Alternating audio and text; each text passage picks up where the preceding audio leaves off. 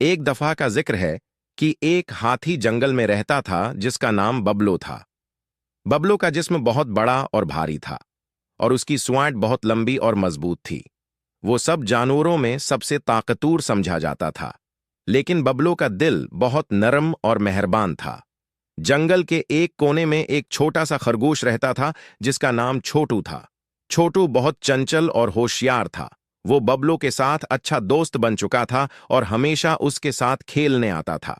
दोनों की दोस्ती बेमिसाल थी। जहां बबलो अपनी ताकत से काम करता, वहीं छोटू अपनी जहानत से मदद करता। एक दिन जंगल में एक बहुत बड़ा खतरा आ गया। एक शेर, जो बहुत ताकतवर और वहशी था, जंगल में आ गया और सब जानवरों को खौफ में मुब्तला कर दिया। शेर ने ऐलान किया कि वो जंगल के तमाम जानवरों को शिकार करेगा और कोई भी उसके सामने नहीं आ सकता। सब जानवर डर के मारे अपनी जगहों पर छिप गए, लेकिन बबलो ने फैसला किया कि वो शेर का मुकाबला करेगा। वो शेर के सामने आया और बोला, अगर तुम जंगल के जानवरों को तंग करोगे तो मैं तुम्हें रोका हूंगा। शेर ने बबलो की बातों को मजाक समझा और कहा, तुम जैसे बड़े जानवर को क्या लगता है, तुम्हें तो मैं एक पल में खत्म कर दूंगा।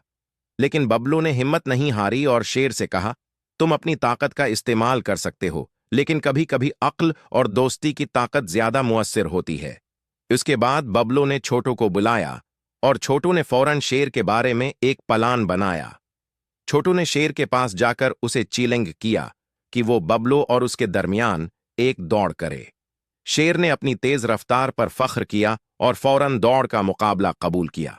दौड़ का आगाज हुआ और शेर अपनी तेज रफ्तार से सबको पीछे छोड़ता गया। लेकिन छोटू ने शेर को एक खास रास्ते पर ले जाया जहां बबलो ने अपनी सौंड से एक दरख्त को गिरा दिया। दरख्त की टहनियों से शेर का रास्ता रक गया और उसकी रफ्तार कम हो गई। शेर हानिपते हुए रका और बबलू ने उसे आकर कहा, यह तुम्हारी ताकत नहीं बल्कि हमारे ताउन और दोस्ती का नतीजा है। शेर शर्मिंदा हो गया और उसने फैसला किया कि वो अब जंगल के जानवरों को तंग नहीं करेगा।